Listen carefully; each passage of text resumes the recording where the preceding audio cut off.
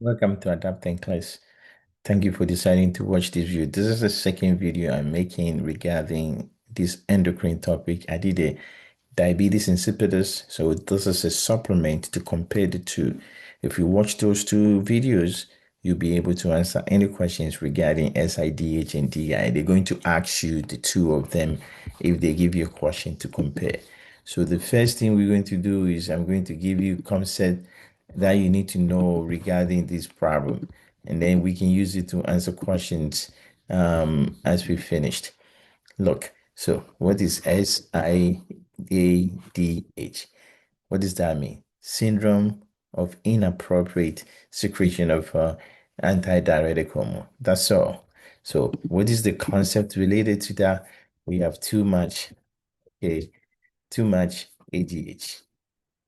That's the first thing you have to know. And what is it going to do? ADH, what does it do usually? You hold on to your water.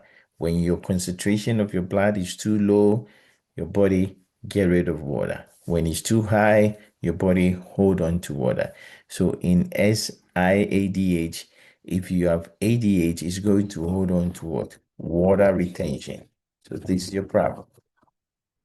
In the process, your sodium will become dilute. So you have dilutional hyponatremia. This is the key. Dilutional hyponatremia. So what is the problem? You have low sodium due to what? Too much water.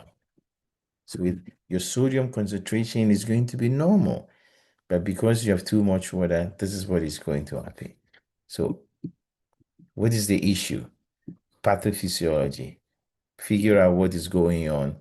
And when we figure out what is going on, we'll be able to answer questions related to this, right? So, what is the pathophysiology? The pathophysiology associated with this is we already talked about portion of it is ADH problem, which is too much. If it's too much, you're going to have water retention. In the process, this will lead to what? Sodium. So you have low sodium. You're going to have low osmolarity. This is serum. Low serum osmo. Your urine is going to be concentrated because your blood is what? Dilute. So your urine will be concentrated. You're holding it to the water. This will lead to what? High urine osmolarity, or which is the same thing as high specific gravity of a urine. So this is the condition that you're going to have. What are conditions that will cause you to have this situation? So causes, number one is trauma to your head. So number one is trauma. And what kind of trauma? Like surgery, pituitary surgery.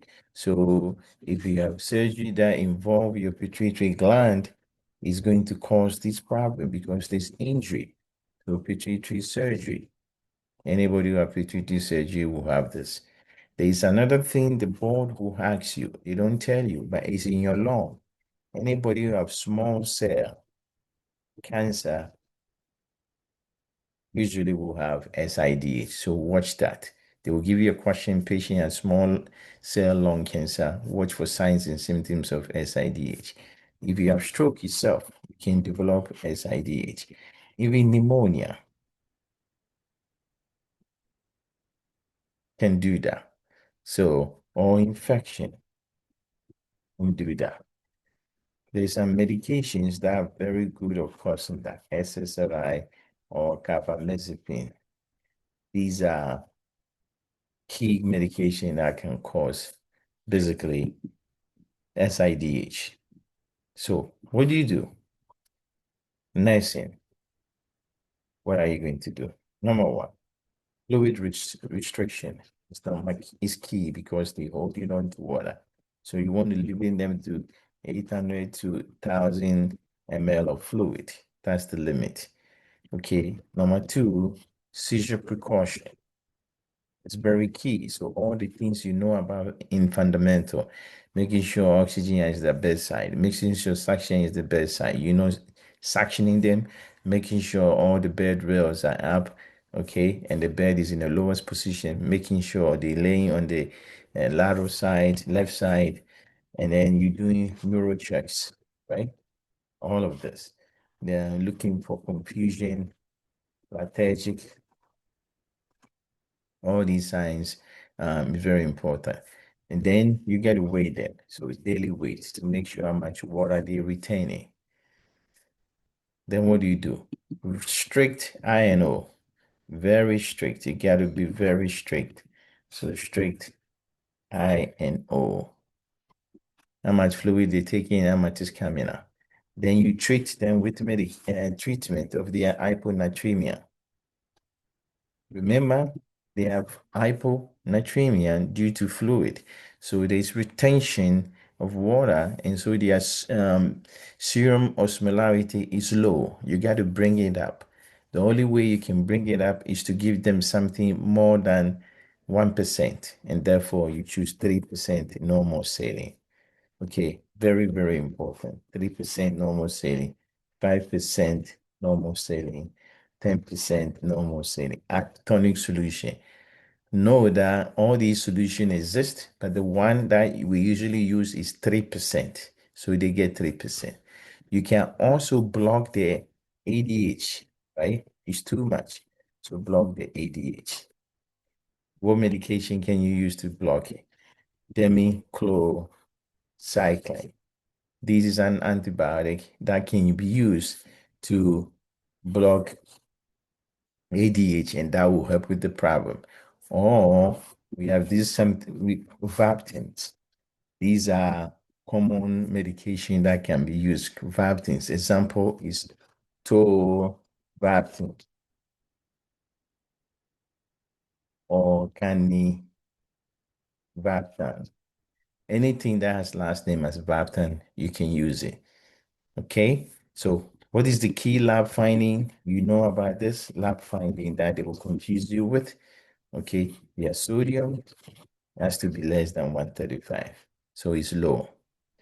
The serum osmo, it can be, it's less than 275 osmo. The urine sodium is going to be high. The urine osmo is going to be high. The urine specific gravity is going to be high. These are the features you should expect in SIDH. And therefore, if I give you DI, you can flip the coin. This is everything your body is going to ask you about SIDH. The underlying problem, the pathophysiology, what are the common causes, lung cell, lung cell cancer of the lung or pituitary surgery. What are the actions the nurse is going to take, especially giving them 3%, and then what lab finding you should expect. This is SIDH 101. Okay, now let me show you. This is the context. A nurse is caring for a client diagnosed with SIDH. Which physician order should the nurse question? You know there's going to be water retention. You know things are going to change. Bring your content. Figure out what is going to happen. Restrict them fluid. I told you one of the things you do, restrict them to 800 ml to 1000 ml per day of fluid.